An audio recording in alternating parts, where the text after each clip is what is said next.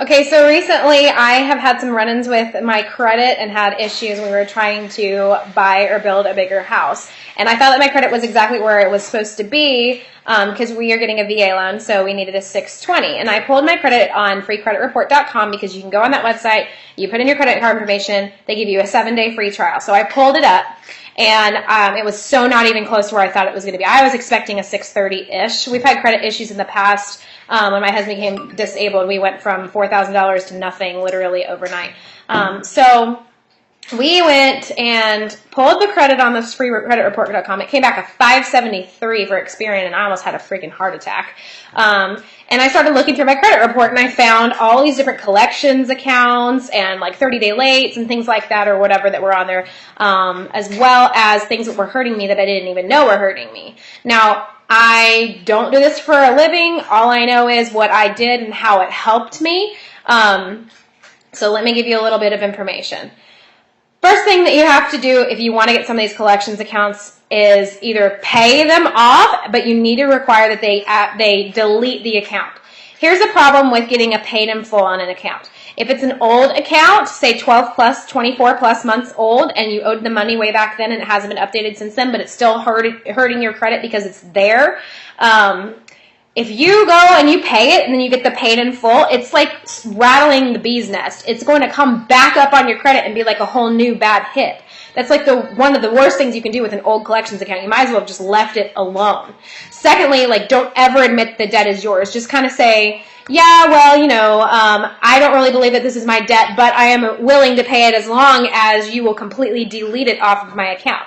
So it's called a pay for delete.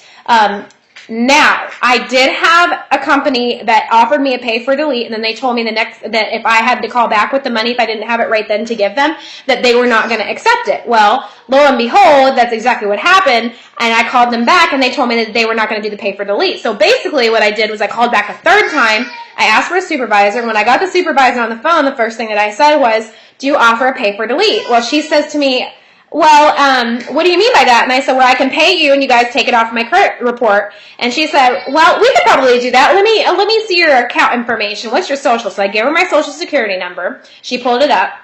Well, here's what happened. She says, oh, man, we already offered you that the ability to pay it in full and have it completely deleted off your account, but you refused to pay it at that exact time because you said that you didn't have the funds. So now we can offer you a paid in full settlement. And I said, no.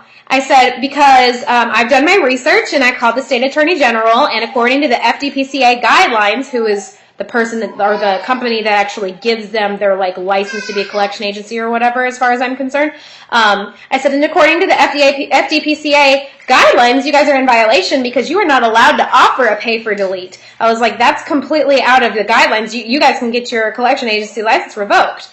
Boy, she could not take that thing off fast enough. So if you want to call some of these companies, because almost all of them will let you do this pay for delete thing, if you wanted to call them and just say, hi, I was wondering if you would do a pay for delete, and they say, yeah, sure, let me get your social security number, you just got them to admit that they're willing to commit something completely illegal because they are commission based. If you call them at the end of the month, they are way more eager to take your money and way more eager to settle and way more eager to give you whatever the heck you want so that they can make their quota, because all of these places have quotas. So make sure that you call them. Make sure you get to them to say that they would give you a pay for delete without even giving them your account information. If they do give you the account information, ask if it's possible to have them take it off of your credit report if you agree to pay the entire thing in full. Obviously, at first, you want to try to get them to delete it for a settlement and maybe offer an amount that's 40 to 60% less than what you actually owe.